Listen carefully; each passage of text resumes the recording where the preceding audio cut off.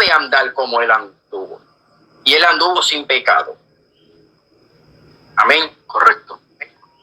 Nuestro hermano pastor que hable. Amén, hermanos. Dios les bendiga. Cuando Héctor pues me llamó y me dio el tema que íbamos a hablar de la perfección, yo me puse contento, porque no todo el mundo habla de ese tema. Siempre obvian hablar de ese tema porque es un tema como que es un tabú en este tiempo, y las personas piensan que hablar de la perfección es hablar de algo como que no hay falla. No, la perfección, el hermano Kelvin hablaba ahorita, la perfección es madurez, es recto, es rectitud, ser recto y ser completo. Nosotros tenemos que ser completos en Dios, porque Dios no llama a nadie a media. Cuando usted toma un vaso y lo llena de agua y ya no coge más agua, pues ya está completo. Eso es perfecto, porque no se llenó. Entonces nosotros estamos completos en Dios. La sangre de Cristo tiene poder para santificarnos, para perfeccionarnos. ¿Y qué no puede hacer la sangre de Cristo? Él nos limpia. Dice que la sangre de Cristo nos limpia de todo pecado. Y la palabra todo es perfecto. Si tú te vas al diccionario, la palabra perfecto es recto, completo y maduro. Madurez, que ha alcanzado madurez espiritual, como el hermano Kelvin decía. Pero cuando aquí se habla de perfección en lo espiritual, porque sabemos que nuestro cuerpo es imperfecto porque es un cuerpo de carne y sangre, y la carne se va a destruir. Ahora, Dios está buscando una perfección en el espíritu. Cuando tú te vas a Primera de Tesalonicenses, capítulo 5, 23, dice que tú tienes que guardar alma, cuerpo y espíritu irreprensible para la venida de nuestro Señor Jesucristo. La palabra irreprensible es que nadie te pueda señalar, que no tiene falta.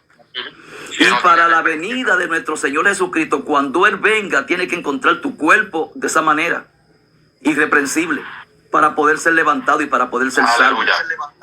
Ahora, uno dice, pero es que, y a veces nos preguntamos, y muchas personas se preguntan, pero es que eso es muy difícil. No, precisamente por eso Jesucristo dejó el Espíritu Santo. Mira, los apóstoles, Jesucristo les dijo, esperen la promesa del Espíritu Santo. Y cuando ellos son investidos y son llenos del Espíritu Santo, entonces que ellos empiezan su ministerio.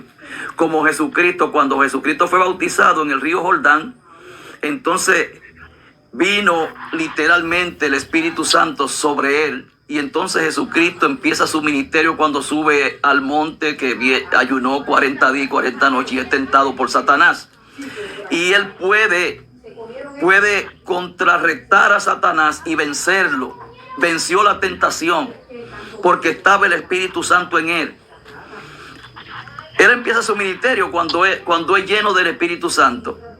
Entonces nosotros como creyentes, cuando aceptamos a Cristo en nuestro corazón, dice que somos sellados con el Espíritu Santo. Tenemos el Espíritu Santo en nosotros, y el Espíritu Santo nos guía a toda verdad y a toda justicia.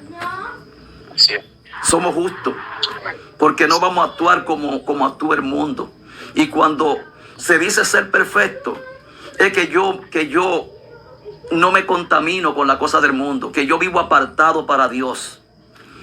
Y recuérdate, en el camino puedo fallar, pero cuando yo fallo, yo voy y me humillo y le pido perdón a Dios, y Cristo me perdona, porque para eso era la diestra del Padre, para que si yo fallo, dice que si el justo fallare 70 veces 7, Él lo levantará y lo restaurará. Pero el justo no practica el pecado. Lo que Dios condena, y un imperfecto es que sea reincidente en el pecado, que pecó hoy, pecó mañana, pecó pasado, y no le importa ya, porque ya tiene su mente cauterizada.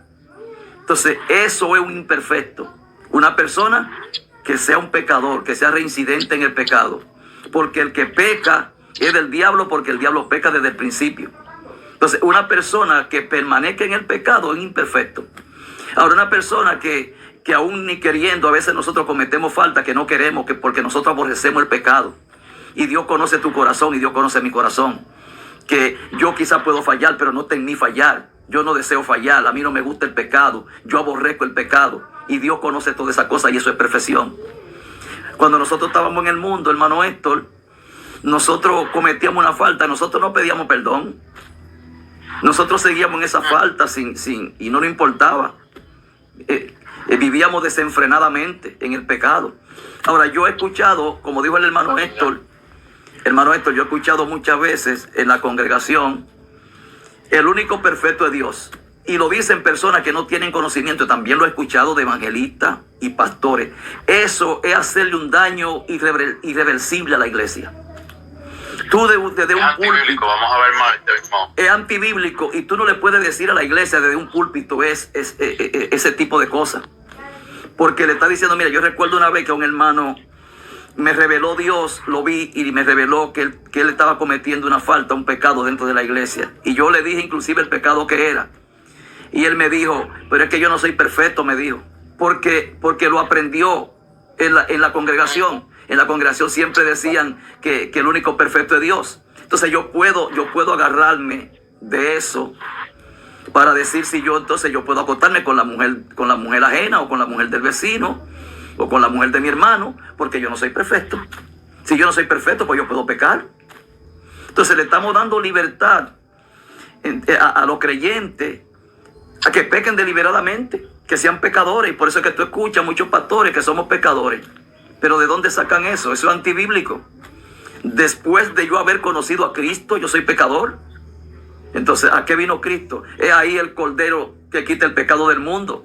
Cristo vino a quitar el pecado porque nadie puede entrar al cielo siendo un pecador. Ahora, hay un punto que tenemos que analizarlo.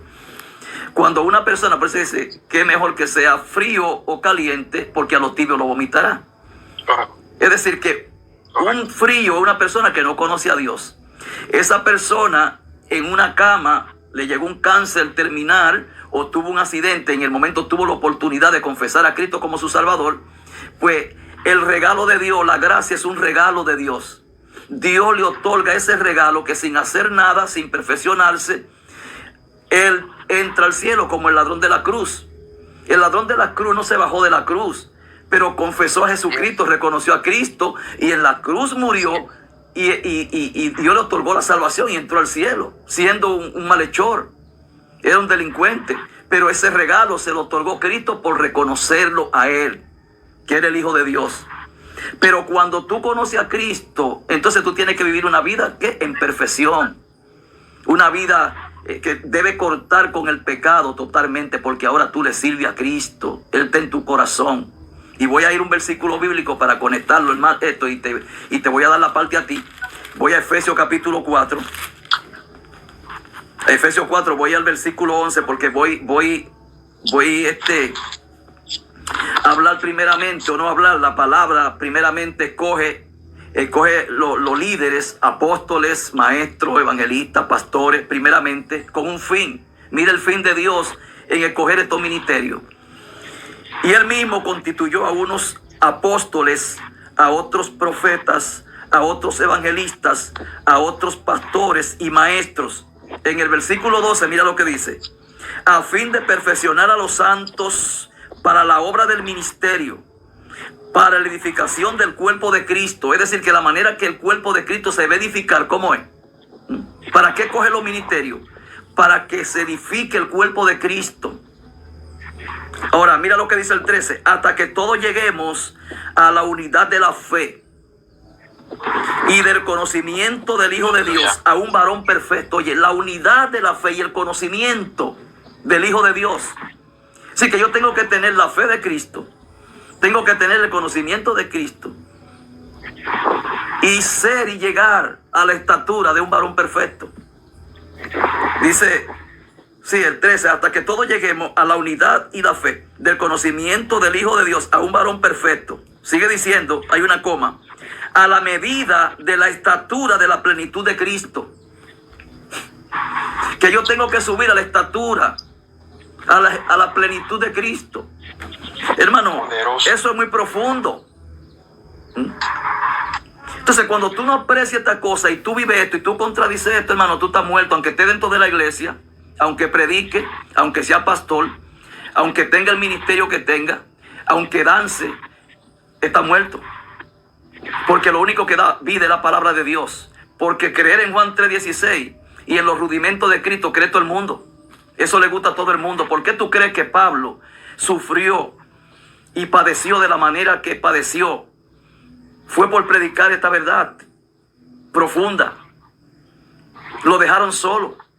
Jesucristo cuando empezó, mira, Jesucristo convertía los panes y los peces. Pero es bueno tú hacer milagros, pero los milagros, Dios permite que tú hagas los milagros, es para que tú utilices eso después como canal para adoctrinar y enseñar. Jesucristo en el versículo 6, o en el capítulo 6 de Juan, Jesucristo convertía los panes y los peces. Y multitud de 15,000, 20,000, 10,000 personas lo seguían.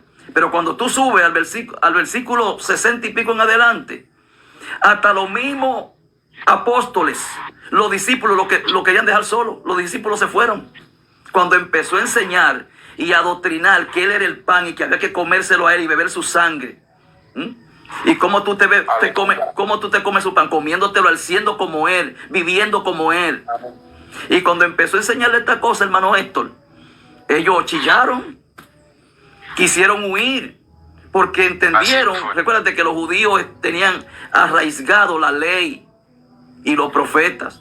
Y para ellos entender esta cosa ahora en Cristo, porque ellos vivían una vida, recuérdate que la ley no perfeccionaba. Cuando tú te ves a Hebreo, que podemos también leer ese versículo bíblico ahorita, cuando tú te ves a Hebreo capítulo 10, dice que los que se acercaban por medio de la ley a Dios no podían ser salvos, porque la ley era imperfecta.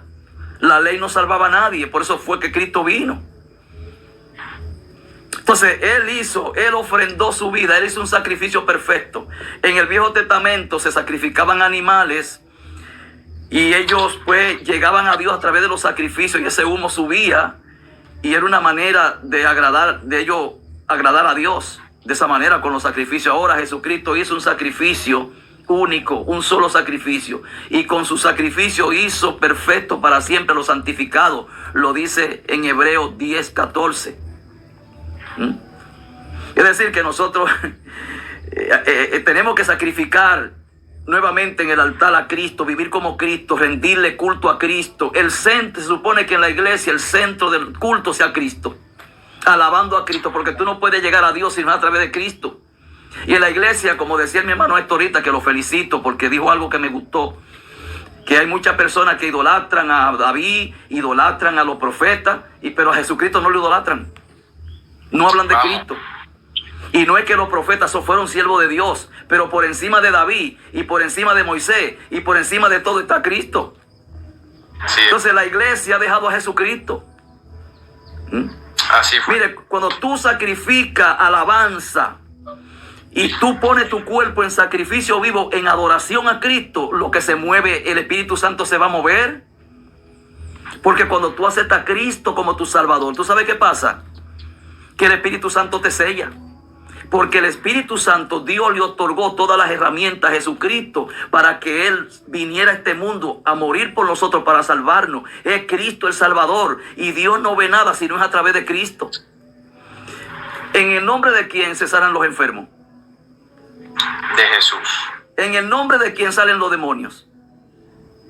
De Jesús. Si tú dices en el nombre de Jehová se sanan los enfermos, no se sanan.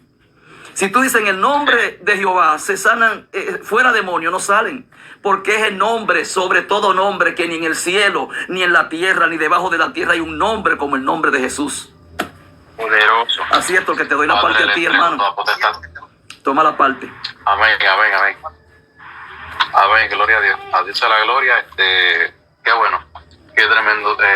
Tengo algunos versículos bíblicos, ya usted citó algunos de ellos, pero como quiera vamos a entrar más profundidad sobre ellos, sí, claro. Un poco, pero eso está bueno, eso indica que estamos en el Espíritu y estamos en la misma línea. Amén. Que es mejor cuando las cosas fluyen así, que los mensajes no son ni carnales ni producidos por carne, porque ya estamos cansados de escuchar predicaciones en la carne. Hay personas que hablan de Dios, pero no dejan que Dios hable por medio de ellos.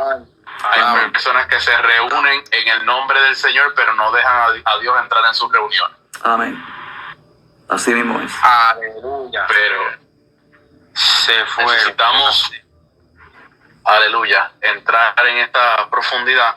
Y entonces sí que en lugar de idolatran a hombres de Dios del Antiguo y del Nuevo Testamento, profetas, apóstoles, pero no dedican la adoración de vida al nombre del Señor Jesucristo. Y claro está, siempre hacemos la aclaración, no somos Jesús solos, porque no somos ninguna secta, somos bíblicos. Sencillamente que el Espíritu Santo es tan así que dice que no habla de sí mismo. Cuando alguien está lleno del Espíritu Santo, el Espíritu Santo produce que la persona hable de Cristo. Porque cuando Pedro y los apóstoles fueron llenos, ¿qué empezó a decir Pedro? Y ustedes mataron a Cristo, ustedes lo crucificaron, y un mensaje que parecía ser de acusación terminó con una conversión de alrededor de 3,000 almas. Amén. Así fue. Así fue. Héctor, perdona, porque eso es lo que produce la llenura. Amén. Perdona que te interrumpa. Yo quiero que tú busques ahí un versículo bíblico para que porque tenemos que aclarar eso, porque estamos hablando de los profetas y eso es bien delicado, porque la persona piensa que uno está quizá en algo falso. Porque ¿sabes? Hay gente que están tan confundidos que ellos no entienden muchas cosas. Búscate un capítulo bíblico, vete a Mateo capítulo 13, para que tú leas, para que tú mismo lo leas.